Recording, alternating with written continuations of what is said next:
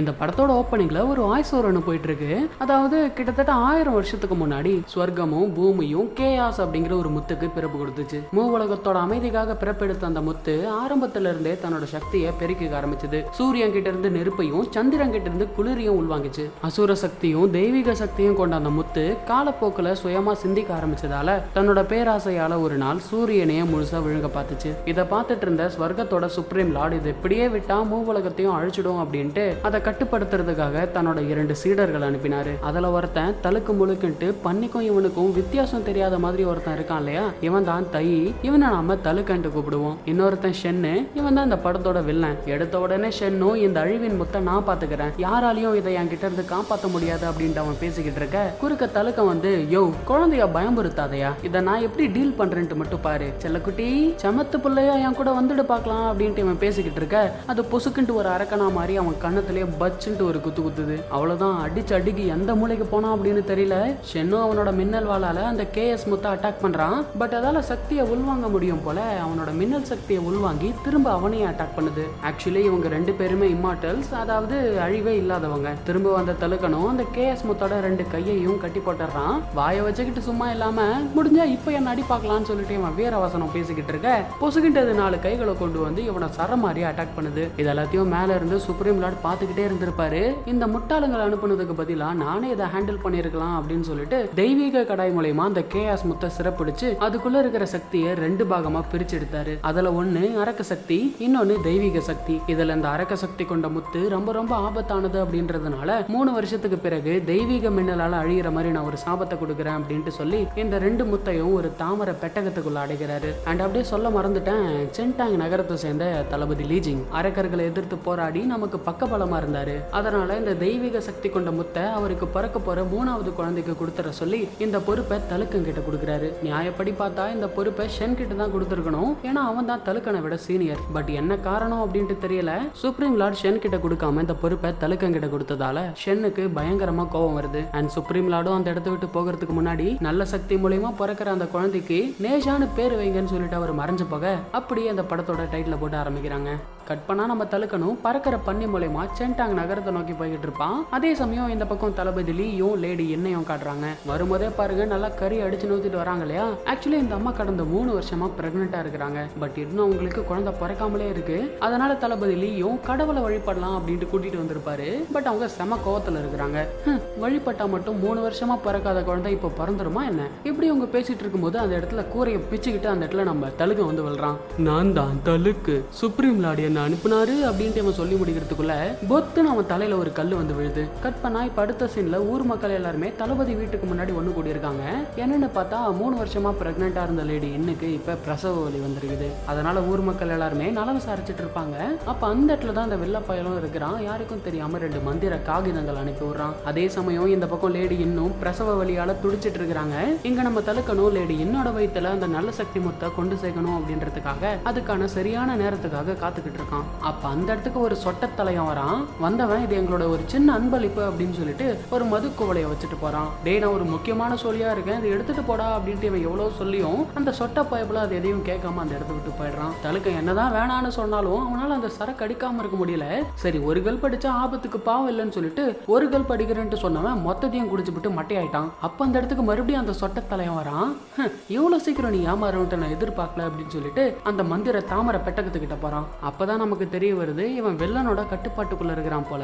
ஏன்னா அவனுக்கு பின்னாடி வெள்ள அனுப்புன அந்த மந்திர காகிதம் இருக்குது. அந்த மந்திர தாமரை பெட்டகத்தை திருட முயற்சி பண்றான். பட் அது இவனை தூக்கி வீசி அடிச்சிருது. ஏன்னா அந்த மந்திர பெட்டகத்தை தலுக்கனால மட்டும்தான் ஓபன் பண்ண முடியும், வேற யாராலையும் அதை ஓபன் பண்ண முடியாது. இங்க லேடி என்னோட நிலைமையும் ரொம்ப மோசமாகிட்டு இருக்கு. அப்ப இந்த தலுக்க என்ன பண்றான்னு சொல்லிட்டு தளபதியும் வந்து பார்த்தா தலுக்க குடிபோதையில மயங்கி இருக்கிறான். அண்ட் அந்த சொட்ட தலையனும் வெள்ளனோட கட்டுப்பாட்டுல இருந்து வெளியே வந்துட்டான் போல. மயங்கி இருக்கிற தலுக்கனை எழுப்ப முயற்சி பண்றான். அப்ப குறுக்க வந்த தளபதிலையும் நீ நகரு நான் பாத்துக்கிறேன் அப்படின்னு சொல்லிட்டு மின்னல் வேகத்துல அவனோட வயிற்றுலயே சரமாரியா குத்துறாரு. கடைசியா ஓங்கி ஒரு குத்து குத்த பொலக்குன்ட்டு குடிச்ச சரக்கு எல்லாத்தையும் வாந்தி எடுத்து போடுறான். நிலைமையை புரிஞ்சுக்கிட்ட தலுக்கணும் அந்த மந்திர தாமரை பெட்டகத்தை ஓபன் பண்ண முயற்சி பண்றான். பட் அதை ஓபன் பண்ணணும்னா பாஸ்வேர்டு தேவை. ஆனா அந்த கிறுக்கு பயவுல பாஸ்வேர்டை மறந்து விட்டான் போல தப்பு தப்பா போட்டுக்கிட்டு இருக்கான். இது வரைக்கும் 4 முறை பாஸ்வேர்ட் போட்டு பார்த்துட்டான். பட் அது ஓபன் ஆகல. ஒரு கால் 5வது முறையும் தப்பா போட்டுட்டான்னு வச்சுக்கோங்களேன். அடுத்த 10 வருஷத்துக்கு அப்புறமேட்டுக்கு தான் அந்த மந்திர தாமரை பெட்டகத்தை ஓபன் பண்ண முடியும். பட் சடனா தலுக்க என்ன நினைச்சான்னு தெரியல, பொசுகுன்ட்டு அவனோட ஃபிங்கர் பிரிண்ட் வைக்கிறான். பார்த்தா அது ஓப்பன் ஆயிடுச்சு. ஃபிங்கர் பிரிண்டால கூட அதை ஓப்பன் பண்ண முடியும் போல. இதெல்லாம் எனக்கு சும்மா சாதாரணமான விஷயம், எனக்குள்ள இன்னும் பல திறமைகள் இருக்குன்னு சொல்லிட்டு தலுக்கம் பேசிக்கிட்டு இருக்க, இவ்வளவு நாள் நல்லவனை போல நடிச்சிட்டு இருந்த அந்த சொட்ட தலையன் அங்க பாருங்க அண்டங்காக்கா மல்லாக்க பறக்குதுன்ட்டு தலுக்கனை தசை திருப்பிட்டு அந்த மந்திர முத்துக்களை திருட பாக்குறான். ஆனா அதுக்குள்ளவே லீ அவனை பிடிச்சிடுறாரு. அவன் பின்னாடி ஒரு மந்திர பேப்பர் இருக்கிறத பார்த்துட்டு இது கண்டிப்பா எதிரிங்களோட வேலையா தான் இருக்கும் அப்படின்ட்டு இவங்க சந்தேகத்துல பேசிட்டு இருந்த கேப்ல ஒரு கிழவி அந்த மந்திர முத்துக்களை ஆட்டையை போட்டுருது. போதா குறைக்கு அந்த அரக்க சக்தி கொண்ட முத்தை அங்க இருக்கிற கற்சுவர்ல வச்சு விட்டுருது. ஆக்சுவலி அந்த மந்திர முத்தை லேடி இன்னோட வயித்துல வைக்கணும் அப்படின்ட்டு அவசியம் இல்ல, ஜஸ்ட் இந்த கற்சுவர்ல வச்சாலே போதும், அது ஆட்டோமேட்டிக்கா ஒரு பவரா டிரான்ஸ்ஃபார்ம் ஆகி லேடி இன்னோட வயிற்றுக்குள்ள இருக்க அந்த குழந்தைக்கு போய் சேர்ந்துரும். ஆனா இங்க தளபதி லீயோட குழந்தைக்கு போய் சேர வேண்டியது அந்த தெய்வீக சக்தி கொண்ட முத்து இல்லையா? ஆனா இந்த கிழவி அரக்க சக்தி கொண்ட முத்தை வச்சதால இப்ப அந்த குழந்தைக்கு அரக்க சக்தி தான் கிடைக்கும். இதை தடுக்கணும் அப்படின்றதுக்காக தளபதி லீயும் அந்த கற்சுவரை உடைச்சிடுறாரு. அப்படி இருந்தாலுமே அந்த அரக்க சக்தி ஒரு பவரா டிரான்ஸ்ஃபார்ம் ஆகி லேடி இன்னோட வயிற்றுக்குள்ள இருக்கிற அந்த குழந்தைக்கு போய் சேர்ந்துருது. உடனே அங்க ஒரு பெரிய வெடிப்பு ஏற்படுது. அதே சமயம் தெய்வீக சக்தி கொண்ட முத்தை அந்த கிழவி வில்லங்கிட்ட ஒப்படைக்குது. இங்க லேடி இன்னுக்கு பிரசவம் பார்த்த அந்த லேடியும் தளபதி ஏதோ தப்பு நடந்து போச்சு, குழந்தைக்கு பதிலா முட்டை தான் பிறந்திருக்கு அப்படின்ட்டு எடுத்துட்டு வந்து காட்ட உண்மையாலுமே முட்டை தான் பிறந்திருக்குது. அட கடவுளே, என்ன எழவுடா இது அப்படின்ட்டு இவங்க ரெண்டு பேரும் பாத்துக்கிட்டு இருக்க, அப்ப திடீர்னு அந்த முட்டைக்கு பொலக்குன்ட்டு ரெண்டு கண்ணு வந்து முளைக்குது. கூடவே முடி பல்லு இதெல்லாமே சேர்த்து முளைக்க அது பார்க்க ஒரு குழந்தை மாதிரியே இல்ல, ஏதோ ஏலியன் மாதிரி இருக்குது. அண்ட் அப்படியே தாவி உருண்டு அங்க இருக்கிறவங்க எல்லாத்தையும் ஏதோ பவுலிங் பால் விளையாடுற மாதிரி சதற விட்டுட்டு இருக்குது. இப்படி இருக்க கொஞ்ச நேரத்துக்கு அப்புறமா அது ஒரு சின்ன குழந்தையா டிரான்ஸ்ஃபார்ம் ஆகுது. இந்த சீனை நீங்க படத்துல பாத்தீங்கன்னா சும்மா வேற லெவல்ல இருக்கும். அண்ட் அப்படியே சொல்ல மறந்துட்டேன், இவன் தான் நம்ம படத்தோட ஹீரோ நேஜா. இப்ப பிறந்த சின்ன குழந்தையா இருக்கிற நேஜா அவனுக்குள்ள இருக்கிற அரக்க சக்தியால ஊர் மக்கள் எல்லாத்தையும் அட்டாக் பண்ணிக்கிட்டு இருக்கான். அப்ப தளபதி லீ தான் குறுக்க வந்து யாருக்கும் பாதிப்பு ஏற்படாத மாதிரி தடுக்கிறாரு. அதே சமயம் தலுக்கனும் ஒரு மந்திர வளையத்தை யூஸ் பண்ணி நேஜாவை தப்பிச்சு போகாத மாதிரி சிறப்பிடிக்கிறான். அண்ட் அந்த வளையம் நேஜாவோட கழுத்துல ஒரு சின்ன காப்பா மாதிரி அவனோட அரக்க சக்தியை கட்டுப்படுத்துது. அப்ப தலுக்கனும் அந்த குழந்தைய அட்டாக் பண்ணி கொல்லலான்ட்டு போறப்போ தளபதி லீ அவனை தடுக்கிறாரு. அவன் என்னோட குழந்தை அப்படின்ட்டு சொல்லும் போது அப்ப தலுக்கனும் இது அரக்க சக்தி, இதை இப்ப விட்டோம்னா இந்த உலகத்தையே அழிச்சிடும்னு சொல்லிட்டு அந்த குழந்தைய அட்டாக் பண்ண போறான். அப்ப கரெக்டா அந்த இடத்துக்கு லேடியின் வந்துடுறாங்க. அவங்க குறுக்க வந்ததால தலுக்கனோட அட்டாக் மிஸ் ஆயிடுது. தன்னோட குழந்தை ஏதாவது பண்ணிடுவாங்களோ அப்படின்ட்டு அந்த தாய் உள்ளம் பதறத்தை பார்த்து தலுக்கனாலையும் ஒன்றும் பண்ண முடியல. அப்ப அந்த இடத்துக்கு ஒரு பெருசு ஒன்று வருது. இந்த அரக்க குழந்தையால ஊர் மக்களுக்கு ஏதாச்சும் ஆபத்து வரலாம் அப்படின்ட்டு அவர் சொல்லிட்டு இருக்க, இங்க கோவத்துல இருந்த நேஜா அவனோட அம்மா கையை பிடிச்சு கடிக்கிறான். அப்ப அவங்க அம்மாவும் அவனை சமாதானப்படுத்துறாங்க. நேஜா என்னதான் ஒரு அரக்க குழந்தையா இருந்தாலும் தன்னோட அம்மா முன்னாடி அவன் சாந்தமாயிடுறான். அப்ப தளபதி லீயும் எல்லாரும் என்ன மன்னிச்சிருங்க, இப்ப நடந்தது ஒரு விபத்து, துரதிருஷ்டவசமா இதுல என்னோட மகன் ஆளாயிட்டான். ஆனா அதுக்காக எந்த பாவமும் அறியாத ஒரு அப்பாவி குழந்தைய கொல்றதுல என்ன நியாயம் இருக்கு? இருந்தாலும் நான் உங்களுக்கு வாக்கு தரேன், நேஜா இனிமே ஊருக்குள்ள வரமாட்டான். ஒருவேளை அவன் மூலியமா உங்களுக்கு ஏதாச்சும் பிரச்சனை வந்தா நீங்க என்ன தண்டனை கொடுத்தாலும் நான் ஏத்துக்கிறேன் அப்படின்ட்டு சொல்ல, ஆனா தளபதி என்னதான் இப்ப நீங்க நேஜாவை காப்பாத்தினாலும் அவனோட ஆயுட்காலம் வெறும் 3 வருஷம் மட்டும்தான். சுப்ரீம் லார்டு அவனுக்குள்ள இருக்கிற அசுரமுத்துக்கு ஒரு பயங்கரமான சாபத்தை கொடுத்திருக்காரு. அதன்படி 3 வருஷத்துக்கு அப்புறமா திவ்ய மன்னலால தாக்கப்பட்டு அவன் இறந்துருவானே அப்படின்னு சுப்ரீம் லார்டு கொடுத்த சாபத்தை பத்தி சொல்லிடுறான். இதை கேட்கும் போது அந்த பெத்தவங்களுக்கு எப்படி இருக்கும்னு யோசிச்சு பாருங்க. அப்படியே மனசுடைஞ்சு போயிடுறாங்க. அப்படி அவங்கள பார்க்கும்போது தலுக்கனுக்கும் ரொம்ப கஷ்டமா இருக்கு. இப்ப அப்படியே அந்த இடத்துல சீன் கட் ஆகி கடலுக்கு அடியில் இருக்கிற டிராகன் பேலஸை காட்டுறாங்க. அந்த இடம் பார்க்கறதுக்கு ஏதோ ஒரு பாதாள நுழைவாயில் மாதிரி இருக்குது. கூடவே அங்க இருக்கிற டிராகன்ஸ் எல்லாம் எதையோ ஒன்ன பாதுகாத்துட்டு இருக்குதுங்க. அப்ப அந்த இடத்துக்கு போன அந்த ஷென் கெட்டவனும் திருடிட்டு வந்து அந்த தெய்வீக முத்தை டிராகன் அரசர் கிட்ட கொடுக்கறான். அப்ப அந்த அரசரும் ஒரு வழியா அந்த தெய்வீக முத்தை கொண்டு வந்துட்ட போல, நீ சொன்னபடி பார்த்தா இந்த தெய்வீக முத்து என்னோட முட்டை கூட சேரும்போது அது மூலமா பிறக்கிற என்னோட மகனுக்கு யாராலையும் தோக்கடிக்க முடியாத அசுர பலம் கிடைக்கும். கூடவே சொர்க்கத்திலையும் ஒரு கடவுளா மாறி பல வருடமா சிறப்பட்டு இருக்கிற எங்களுக்கு விடுதலை கொடுக்க போறான் அப்படின்னு சொல்லிட்டு தன்னோட வாய் வழியா ஒரு டிராகன் முட்டையை கேக்குது. அப்ப இந்த தெய்வீக முத்தும் அந்த டிராகன் முட்டையும் சேர்ந்து அது மூலமா ஒரு டிராகன் குழந்தை பிறகுது. அப்ப இந்த டிராகனும் இவன் தான் அவுபிங், என்னோட மகன், இனிமே நீ தான் இவனுக்கு மாஸ்டர். நாம போட்டுக்கிட்ட அந்த ஒப்பந்தத்தின்படி என்னோட மகனை இந்த ஆழ்கடல் சிறைச்சாலையிலிருந்து கூட்டிட்டு போய் போர்க்கலைகளை கத்து கொடுத்து சொர்க்கத்துல ஒரு கடவுளா மாத்த வேண்டியது இனிமே உன்னோட பொறுப்பு அப்படின்னு சொல்ல அந்த இடத்துல சீன் கட் ஆகி எங்க நம்ம தலுக்கனையும் தளபதி லீயையும் காட்டுறாங்க. இப்ப இவங்க ரெண்டு பேரும் சுப்ரீம் லார்ட பாக்குறதுக்காக பறக்கிற பன்னி மூலமா சொர்க்கத்தை நோக்கி போயிட்டு இருக்காங்க. ஆக்சுவலி சுப்ரீம் லார்டு மூவுலகத்துல எங்க வேணாலும் இருக்கலாம். ஆனா அவர் எங்க இருக்காரு அப்படின்ட்டு யாராலையும் கணிக்க முடியாது. அவரை பார்க்கணும் அப்படின்னா அதுக்கு ஒரே ஒரு மார்க்கம் மட்டும்தான் இருக்குது, அதுதான் சொர்க்கத்தின் நுழைவாயில். சோ அதனால இவங்க ரெண்டு பேரும் மேகத்துக்கு மேல இருக்க சொர்க்கத்தோட நுழைவாயில் கிட்ட போயிட்டு, குருநாதரே நான் உங்ககிட்ட ஒரு முக்கியமான விஷயத்தை பத்தி பேசணும் அப்படின்னு தலுக்க சொல்ல, அப்ப ஆப்போசிட்ல இருந்து எந்த ரெஸ்பான்ஸும் வர மாட்டேங்குது. அப்ப அந்த கதவுக்கு பின்னாடி இருந்து ஒரு மேக மனுஷன் வரான். இவன் தான் இந்த நுழைவாயிலோட பாதுகாவலன். அவங்கிட்ட இவங்க ரெண்டு பேரும் நாங்க சுப்ரீம் லார்ட பார்க்க வந்திருக்கிறோம், நாங்க வந்திருக்கிற தகவல் அவருக்கு தெரிவிங்க அப்படின்னு சொல்ல, அப்பதான் அந்த மேக மனுஷன் சொல்றான், ஆக்சுவலி சுப்ரீம் லார்டு இப்ப இங்க இல்ல, அவர் மத்த கடவுள்கள் கூட மீட்டிங்ல இருக்கிறாரு. சோ எப்படியும் அவர் திரும்பி வர சில நாட்கள் ஆகும். நீங்க ஒன்றும் கவலைப்படாதீங்க, என்ன விஷயம்னு என்கிட்ட சொல்லுங்க, அவர் வந்ததும் தகவல் அவர்கிட்ட நான் சொல்லிடுறேன் அப்படின்ட்டு சொல்லும் போது இவங்களும் அந்த சாபத்தை பத்தி சொல்றாங்க. அதை கேட்டதும் என்ன ஸ்வர்க்கத்தின் சாபமா, அதை யாராலையும் தடுக்க முடியாதே, சுப்ரீம் லார்டு கிட்ட நீங்க சொன்னாலும் இது வீண் அப்படின்ட்டு அவன் சொல்றான். இதை கேட்ட தளபதிலையும் மனசுடைஞ்சு போயிடுறாரு. அப்ப தடுக்கணும் தளபதிலி, நீங்க சீக்கிரமா இங்க இருந்து கிளம்பி ஆகணும், ஏன்னா ஸ்வர்க்கத்துல ஒரு நாள் அப்படின்றது பூலோகத்துல ஒரு வருஷத்துக்கு சமம் அப்படின்னு சொல்ல தளபதிலையும் வேற வழி இல்லாம சோகமா அந்த இடத்த விட்டு போறாரு. இப்ப அப்படியே அந்த இடத்துல சீனை கட் பண்ணி பூலோகத்துல இருக்கிற ஒரு இடிஞ்சு போன சுவரை கட்டுறாங்க.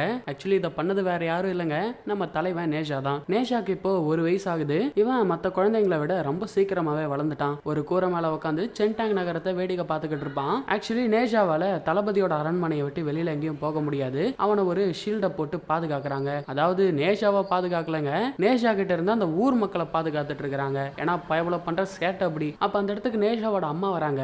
கண்ணா அங்க என்னடா பண்ணிட்டு இருக்க அப்படின்ட்டு கேட்க, அட போங்கம்மா, என்னால இந்த அரண்மனையை விட்டு வெளியவும் போக முடியாது, யாரும் என் கூட சேரவும் மாட்டாங்க, அவ்வளோ ஏன் நீங்களே என் கூட சரியா டைம் ஸ்பெண்ட் பண்றது இல்லை அப்படின்ட்டு சொல்ல, சாரிடா கண்ணா, அம்மாவுக்கு ரொம்ப அதிகமா வேலை இருந்ததால அவன் கூட டைம் ஸ்பெண்ட் பண்ண முடியல, பட் இன்னைக்கு அப்படி இல்லடா கண்ணா, அம்மா அவன் கூட ஜியான்ஜி விளையாடுறேன் அப்படின்ட்டு சொல்ல, ஜியான்ஜி அப்படிங்கிற பேரை கேட்ட உடனே அவன் முகத்துல சந்தோஷத்தை பாருங்க. ஆக்சுவலி இந்த ஜியான்ஜி அப்படின்றது பாதி ஃபுட்பால் பாதி ஷட்டில் காக் கலந்த ஒரு கேம். புரியுற மாதிரி சொல்லணும்னா அந்த ஷட்டில் காக்ல காக்கு இருக்கும் இல்லையா, அதை வந்து காலால தட்டி தட்டி ஃபுட்பால் மாதிரி விளையாடுற ஒரு கேம் இது. எங்க லேடியின் ஜியான்ஜி அப்படிங்கிற பேரை எடுத்த உடனே காவலர்களும் தளபதி அம்மா நீங்க இந்த கவசத்தை போட்டுக்கிறது ரொம்ப நல்லது அப்படின்ட்டு சொல்ல, என்னது கவசமா, என் குழந்தை கூட விளையாட கவசம் எதுக்கு, அவன் எவ்வளவு அழகா விளையாடுறான் பாருங்க, அதெல்லாம் எனக்கு ஒன்றும் தேவையில்லை அப்படின்னு சொல்லிட்டு இவங்க நேஷா கூட ஜியான்ஜி விளையாடுறாங்க. அப்ப நேஷாவும் அந்த ஜியான்ஜி கட்டையை தட்டி தட்டி விளையாடிட்டு ஓங்கி ஒரு அடி அடிப்பான் பாருங்க. அடிச்சு அடிக்க அந்த ஜியான்ஜி கட்டையோட சேர்த்து லேடியன் அந்த செவுத்திலே போய் முட்டிக்கிறாங்க.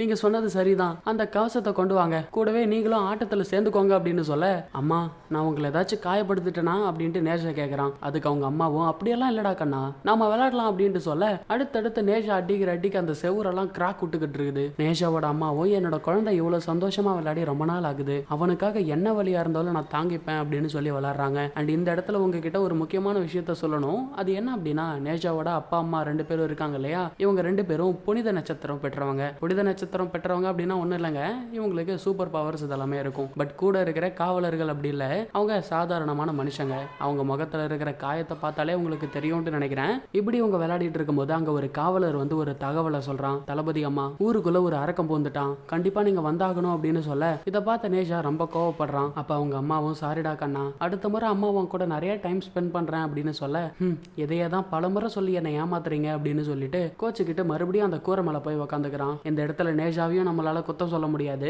ஏன்னா பொதுவா குழந்தைகள் தன்னோட அப்பா அம்மா தான் கூடவே இருக்கணும் அப்படின்ட்டு நினைப்பாங்க இல்லையா, அந்த மாதிரி தான் நேஷாக்கும் தன்னோட அம்மா தான் கூடவே இருக்கணும் அப்படின்ட்டு ஒரு ஆசை. அதே சமயம் இங்க நேஷாவோட அம்மாக்கும் வருத்தமா தான் இருக்கு, இருந்தாலும் கடமை அவங்களை கூப்பிடுதே, வேற வழி இல்லாம சோகமா அவங்களும் போறாங்க. இங்க நேஷாவும் பாசத்துக்காக ஏங்கிட்டு இருக்கிறான். எங்க லேடி இன்னும் அந்த ஷீல்டோட பாதுகாவலர்கள் கிட்ட எக்காரணத்துக்காகவும் நேஷா வெளியே வரக்கூடாது அப்படின்னு சொல்ல, தளபதி அம்மா போன முறை இளம் பிரபு வெளியே போனதுக்கு இவன் தான் காரணம் அப்படின்னு இவனுங்க 2 பேரும் மாத்தி மாத்தி சொல்லி சண்டை போட்டுக்கிறானுங்க. அதை பார்த்துட்டு போங்கடா லூசு பசங்களா அப்படின்ட்டு லேடி இன்னும் போயிடுறாங்க. அவங்க போனதும் தலைவன் தன்னோட வேலையை காட்ட ஆரம்பிச்சிட்டான். ஒரு குட்டி கல்லால அந்த பச்சை மண்டையை அடிக்க இவனுங்க 2 பேரும் மாத்தி மாத்தி சண்டை போட்டுக்கிறானுங்க. அந்த கேப்ல அந்த ஷீல்டை விட்டு வெளியே வந்துட்டான். ஊருக்குள்ள வந்த நேஷாவும் 1 2 அப்படின்ட்டு எண்ணிக்கிட்டு இருக்கிறான். இவன் என்றத்தை கேட்டதும் ஊருக்குள்ள இருக்கிறவனுங்க எல்லாம் ஒரு மூளைக்கு போய் ஒளிஞ்சுக்கிறானுங்க. அதுல 2 பேர் என்னன்னா பணத்தை எடுத்து போட்டுட்டு சவப்பெட்டிக்குள்ள ஒளிஞ்சுக்கிறானுங்க. இன்னும் சில பேர் குளத்துக்குள்ள ஒளிஞ்சுக்கிறானுங்க. அதுலயும் ஒருத்தன் பொம்பளை வாய்ஸ்ல கத்திக்கிட்டு கிணத்துக்குள்ளேயும் போய் ஒளிஞ்சுக்கிறான். இப்படி இவனுங்க ஆளுக்கு ஒரு பக்கம் போய் ஒளிஞ்சிட்டு இருக்க 10 வரைக்கும் எண்ணி முடிச்சதும் இந்த நேஷா அவனோட சேட்டையை ஆரம்பிச்சிட்டான். மரத்து மேல இருக்கிறவனுங்கள உலுக்கி கீழே தள்ளுறான், தண்ணிக்குள்ள இருக்கிறவங்கள பயமுறுத்துறான். அதுலயும் பல்லக்குல ஒரு 4-5 பேர் இருப்பானுங்க, அவனுங்க எல்லாத்துலயும் சுத்திய வச்சு எப்படி அடிச்சிட்டு இருக்கிறான் பாருங்க. இப்படி கொடுமைப்படுத்துற ஒரு ஆளை பார்த்தா யார் தான் பயப்படாம இருப்பாங்க. இப்படி நேஷா ஒரு பக்கம் அலப்பற பண்ணிட்டு இருக்க, இன்னொரு பக்கம் ஒரு பால்வாடி கேங்க காட்டுறாங்க. இந்த முறை அந்த நேஷாவை நாம சும்மா விடக்கூடாது, இந்த பால்வாடி கேங் யாருன்ட்டு அவனுக்கு காட்டணும்னு இவனுங்க பேசிக்கிட்டு இருக்க, அப்ப அந்த இடத்துக்கு ஒரு பண்ணி குண்டான் தலையும் ஓடி வரான். தலைவரே, என்கிட்ட ஒரு அருமையான பிளான் இருக்குது, இந்த நேஷாவை மட்டும் எப்படியாவது இந்த பிரிட்ஜ் கிட்ட கூட்டிட்டு வந்துட்டோம்னு வச்சுக்கோங்களேன், நாம செட் பண்ண டிராப்பால பிரிட்ஜ் உடஞ்சு கீழே விழுந்துருவான். கீழே விழுந்த நேஷா திரும்பி பார்க்கும்போது கூட முழுக்க கத்தி இருக்க செகண்ட் டிராப் தெரியும். அதை அவன் மேல விழ விட்டு தாக்குதல் பண்றோம். பயந்து போன நேஷா கேடயத்தை பயன்படுத்தி பயன்படுத்தி தப்பிக்க பார்ப்பான். ஆனா அதுவும் ஒரு டிராப்பு. பாறை உருண்டு வந்து இவனை நசுக்க பார்க்கும். தப்பிக்க முயற்சி பண்றப்போ பறந்து போய் விஷப்பாம்பு கிட்ட மாட்டிப்பான். ஏனில ஏறி தப்பிக்கலான்ட்டு பார்த்தா அதுவும் ஒரு டிராப்பு. தேனீக்கள் கிட்ட மாட்டிப்பான். கடைசியா தப்பிக்க வேற வழி இல்லாம இந்த சேத்துல வந்து விழுந்துருவான். இப்படி பண்றதால பாதி மென்டலா இருக்கிறவன் முழுசா மென்டலா மாறிடுவான் அப்படின்ட்டு தன்னோட பிளான சொல்ல, டே பண்ணிக்கொண்டான் தலையா, செம பிளான்டா இது, எப்படி இப்படி எல்லாம் யோசிச்ச அப்படின்னு கேட்டா, அதெல்லாம் உங்க கூட இருந்தா தானா இப்படி வருது தலைவரே அப்படின்னு அவன் சொல்லிட்டு இருக்கும்போது ஊளமுக்கு மண்டையனும், ஆனா நேஷாவை எப்படி கூட்டிட்டு வர்றது அப்படின்ட்டு கேட்க, அதுக்கு இந்த பண்ணிக்கொண்டான் தலையனும் ஜஸ்ட் அவனை பயமுறுத்தனா போதும்னு சொல்றான். அதான் எப்படி அப்படின்னு கேட்க, இப்படிதான் அப்படின்னு சொல்லிக்கிட்டு அவன் மண்டையில இருக்கிற மாஸ்க் எடுக்கிறான். பார்த்தா அது நேஷா. அவ்வளவுதான். நேஷாவை பார்த்த உடனே பயந்து போய் இவனுங்க அந்த பிரிட்ஜ் மேல ஓட, நேஷாக்கு என்னெல்லாம் பிளான் போட்டானுங்களோ அது எல்லாமே இப்ப திரும்ப இவனுங்களுக்கு நடக்குது. இந்த சீனை நீங்க படத்துல பார்க்கும்போது சும்மா வெறித்தனமான காமெடியா இருக்கும். இவனுக்கு சேத்துல விழுந்ததை பார்த்து நேஷா விழுந்து விழுந்து சிரிச்சுக்கிட்டு இருப்பான். அப்ப அந்த இடத்துக்கு ஒரு குட்டி பையன் ஓடி வந்து, தலைவரே தலைவரே, நேஷா என்ன அடிச்சு போட்டு என்னோட துணி ஆட்டைய போட்டுட்டான் அப்படின்னு சொல்ல, ரொம்ப சீக்கிரமா வந்து சொல்றடா வீங்கன மாட்டையா அப்படின்னு சொல்லிட்டு நேஷாவை நீ ஒரு அரக்கன் குட்டிச்சாத்தான் அப்படின்ட்டு சொல்லி திட்டுறான். ஆக்சுவலி நேஷாக்கு தன்னை ஒரு அரக்கன்ட்டு சொன்னா சுத்தமா பிடிக்காது, செமக்கம் வரும். அதனால கோவப்பட்ட நேஷாவும் அங்க இருக்கிற ஒரு பாறையை எட்டி உதைக்க கரெக்டான டைமுக்கு தலுக்க வந்து அந்த பசங்களை காப்பாத்திடுறான். அதே சமயம் நேஷாவோட அப்பாவும் வந்துட்டாரு. நேஷா நீ எல்லையை மீறிட்ட அப்படின்னு சொல்லிட்டு ஒரு அறைக்குள்ள அவனை பூட்டி ஹவுஸ் அரெஸ்ட் பண்ணிட்டாங்க. அதே சமயம் இந்த பக்கம் லேடி இன்னும் இதெல்லாத்துக்கும் காரணம் நான் தான் கடமைன்ட்டு என்னோட மகனை கவனிக்காம விட்டுட்டேன், அதனால இப்படி ஒரு பிரச்சனை ஆயிடுச்சு அப்படின்னு சொல்லி ரொம்ப ஃபீல் பண்றாங்க. அப்ப தலுக்கணும், கவலைப்படாதீங்க லேடியின், நான் நேஷாக்கு அவனுக்குள்ள இருக்கிற அரக்க சக்தியை பயன்படுத்தி அரக்கர்களை எதிர்த்து போராட பயிற்சி கொடுக்குறேன். அது மூலியமா மக்களுக்கு இடையில நேஷாக்குன்ட்டு ஒரு நல்ல பேர் கிடைக்கும் அப்படின்ட்டு சொல்றான். இதை கேட்டு ஆரம்பத்துல நேஷாவோட அப்பா அம்மா ஒத்துக்கல. நல்லா யோசிச்சு பார்த்த பிறகு இதுதான் சரிப்பட்டு வரும் அப்படின்ட்டு தலுக்கம் சொன்னதுக்கு ஒத்துக்கிறாங்க. கட் பண்ணா அடுத்த நாள் காலையில இந்த சொட்டத்தலைய நேஷாக்கு சாப்பாடு எடுத்துட்டு போறான். அப்படி போய் பார்த்தா அந்த இடத்துல நேஷாவை காணோம். ஐயோ இளம் பிரபுவை காணோம் அப்படின்ட்டு அவன் வெளியே வந்து சொல்ல, இதை பத்தி உடனே தளபதி லீ கிட்ட சொல்லணும்ட்டு ஓடுறானுங்க. உண்மையா சொல்ல போனா நேஷா அங்கேயே தான் ஒளிஞ்சிட்டு இருந்தான். பட் அதை இவனுங்க சரியா கவனிக்காம உடனதுனால அசால்ட்டா நேஷா அங்க இருந்து தப்பிச்சிட்டான். அப்ப நேஷாவும் அந்த இடத்துல ஒரு சுருள் ஓவியம் மிதந்துட்டு இருக்கிறத பாக்குறான். இது என்னவா இருக்கும்னு சொல்லிட்டு இவனும் போயிட்டு அதை தொடுவான் பாருங்க. டக்குன்னு நேஷா அந்த ஓவியத்துக்குள்ள போயிடுறான். கண்ணை திறந்து பார்த்தா இப்ப அவன் அந்த ஓவிய உலகத்துக்குள்ள இருக்கான். பார்க்க அவ்வளவு அழகா இருக்குது அந்த இடம். அங்கதான் நம்ம தலுக்கணும் இருக்கிறான். நேஷா கிட்ட உனக்கு ஒரு மேஜிக் காட்டுறான் பாரு அப்படின்னு சொல்லிட்டு அவன் கிட்ட இருக்கிற மேஜிக்கல் பிரஷ் மூலமா அங்க இருக்கிற மரத்தை ஒரு படகு மாதிரி மாத்துறான். அண்ட் அப்படியே தண்ணியை வர வச்சு நம்ம நேஷாவை ஒரு ரைடு கூட்டிட்டு போறான். அப்படியே ரோலர் கோஸ்டர்ல போற மாதிரி எவ்வளவு சூப்பரா இருக்கும்.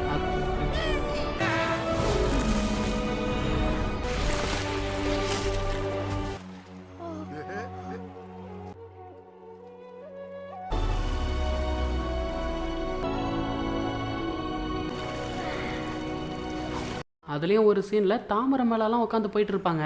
இந்த சீன்ல கிராபிக்ஸ் எல்லாம் சும்மா மிரட்டி தள்ளி இருப்பாங்க. நமக்கும் விஷுவலா பார்க்கும்போது செமையா இருக்கும். இந்த பிரம்மாண்டத்தை பார்த்து நேஷா வாயை பழந்துகிட்டு இருக்கிறான். இதுக்கே ஆச்சரியப்பட்டா, எப்படி என்ன மட்டும் நீ குருவா ஏத்துக்கோ, உனக்கு இந்த மாதிரி நிறைய வித்தைகளை நான் கத்து கொடுக்குறேன் அப்படின்னு சொல்ல, உங்ககிட்ட இருந்து நான் அப்படி என்ன கத்துக்க போறேன் அப்படின்னு சொல்லிட்டு ஒரு பாறை கிட்ட போயிட்டு சுச்சா பண்ணிட்டு இருக்கிறான். அப்ப தலுக்கணும் ஒரு ஸ்பெல்ல போடுவான் பாருங்க.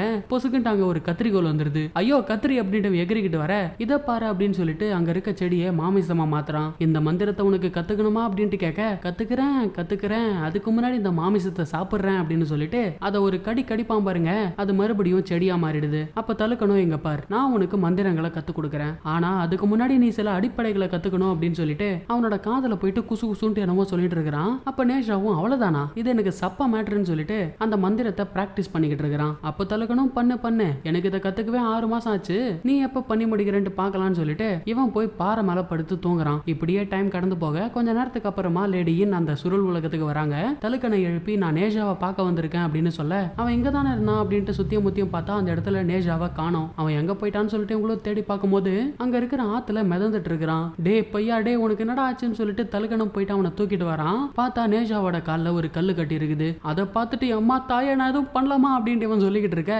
நேஷாக்கு பல்ஸ் இருக்கிறத கவனிக்கிறான். மூச்சு கொடுத்து அவனை காப்பாத்தலான்னு சொல்லிட்டு அவனோட வாய் வச்சு வாய் ஊதிக்கிட்டு இருக்க. அதே சமயம் நேஷாவோட வயிறு பெருசாகிட்டே இருக்கு.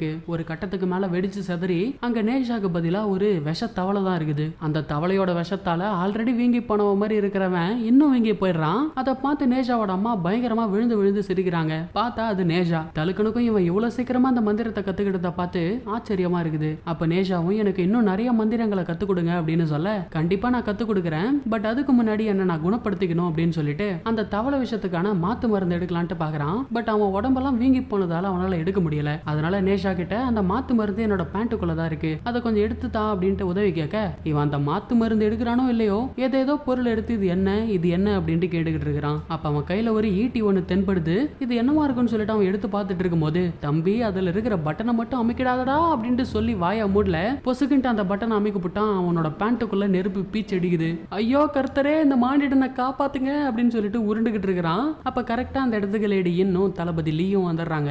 தலுக்கனையும் காப்பாத்துறாங்க. அப்ப தலுக்கனும் நேஷா எனக்கு கொடுக்க வேண்டிய மரியாதை என்னைய கொடுத்தா உன்னை நான் அரக்கர்களை எதிர்த்து போராடுற ஹீரோவா மாத்தி காட்டுறேன் அப்படின்னு சொல்ல போயா அரிசி மூட்டை உன்கிட்ட எதையும் நான் கத்துக்க மாட்டேன், முதல்ல இங்க இருந்து போறதுக்கான வழியை சொல்லுங்க அப்படின்னு கேட்கும்போது இந்த மந்திர பிரஷால மட்டும்தான் இங்க இருந்து போக முடியும் அப்படின்னு தலுக்கன் சொல்றான். அப்போ என்ன இந்த சுருள் உலகத்திலே அடைச்சு வைக்க பாக்குறீங்களா அப்படின்னு நேஷா கோவப்பட அப்படி இல்லடா கண்ணா, இந்த இடத்துல நீ சந்தோஷமா இருக்கலாம், அங்க இருந்தா நீ தனிமையா ஃபீல் பண்ணுவ, அது போக அந்த மக்கள் உன்னை புரிஞ்சுக்காம உன்னோட மனசை காயப்படுத்துவாங்க, நீயும் அவங்கள பழி வாங்குறேன்னு சொல்லிட்டு அவங்கள வச்சு செஞ்சிடற அப்படின்னு சொல்லிட்டு இருக்கும்போது ஒரு பிளாஷ்பேக் ஒன்று காட்டுறாங்க. அதுல நேஷா சின்ன குழந்தையா இருக்கும்போது ஒரு முறை தப்பிச்சு ஊருக்குள்ள வந்துட்டான் போல. அப்ப இவன் நல்ல பையனா தான் இருந்தான். அப்ப இன்னொரு குழந்தை நேஷா கூட விளையாடலான்ட்டு வந்திருக்கு. இவனும் அந்த குழந்தை கூட விளையாடலான்ட்டு போகும்போது இவனும் ஒரு குழந்தை அப்படின்ட்டு புரிஞ்சுக்காத அந்த மக்கள் இவன் அந்த குழந்தைய ஏதாச்சும் பண்ணிடுவானோ அப்படின்ட்டு தூக்கிட்டு போயிடுறாங்க. அது போக இவன் ஒரு அரக்க குழந்தை அப்படின்னு சொல்லி கையில கிடைக்கிற பொருட்களால அடிச்சிருக்காங்க. இந்த சம்பவத்துல இருந்து தான் நேஷா முரட்டுத்தனமா நடந்துக்க ஆரம்பிச்சிருக்கான். இப்ப பிளாஷ்பேக் முடிஞ்சு போய் பிரசன்ட்ல காட்டுறாங்க. அப்ப நேஷாவோட அம்மாவும் கண்ணா நீ இங்கேயே இருந்து போர்க்கலைகளை கத்துக்கிட்டு அரக்கர்களை எதிர்த்து போராடுற ஒரு வீரனா மாறினா அப்பாவி மக்களை அரக்கர்கள் கிட்ட இருந்து உன்னால பாதுகாக்க முடியும். அப்ப உன்னை அரக்கன்ட்டு சொல்லிட்டு இருந்த அந்த மக்களே கூட எதிர்காலத்துல உன்னை ஒரு கடவுளா பார்க்கலாம் அப்படின்னு சொல்ல அப்ப நேஷாவும் என்ன அரக்கன்னு சொல்லி ஒதுக்கின இந்த மக்களுக்கு நான் எதுவும் பண்ண மாட்டேன் அப்படின்னு சொல்றான். அப்ப தளபதி லீயும் இது உண்மையை சொல்ல வேண்டிய நேரம், நீ தெய்வீக முத்தால பிறப்பெடுத்த கடவுளோட ஆசி பெற்ற குழந்தை, நீ அரக்கர்களை எதிர்த்து போராடுறதுக்காகவே பிறப்பெடுத்த குழந்தை அப்படின்னு அவனை சம்மதிக்க வைக்க அவனோட பிறப்பு ரகசியத்தையே மாத்தி சொல்றாரு. அப்ப நேஷாவும் அப்ப எதுக்காக என்ன எல்லாரும் அரக்கன்னு சொல்றாங்கன்னு கேட்டா அதுக்கு அவங்க அம்மாவும் கண்ணா நல்லா யோசிச்சு பாரு, உன்னோட அப்பா அம்மா 2 பேருமே மனிதர்கள், அப்படி இருக்கும்போது நீ மட்டும் எப்படி ஒரு அரக்க குழந்தையா பிறப்ப அப்படின்னு கேட்டா தலுக்கனும் சுப்ரீம் லார்ட் தெய்வீக முத்த ஒரு மனித குழந்தைக்கு கொடுத்தாங்க, ஆக்சுவலி அது ஒரு சீக்ரெட் வெப்பன், அதை புரிஞ்சுக்காத இந்த மக்கள் உன்னை அப்படி இப்படின்னு பேசுறாங்க அப்படின்னு நேஷாவை என்னென்னமோ சொல்லி நம்ப வைக்கிறாங்க. இவனும் அதை நம்பி பயிற்சியை ஆரம்பிக்கிறான். இப்படியே 2 வருஷம் கடந்து போயிடுச்சு.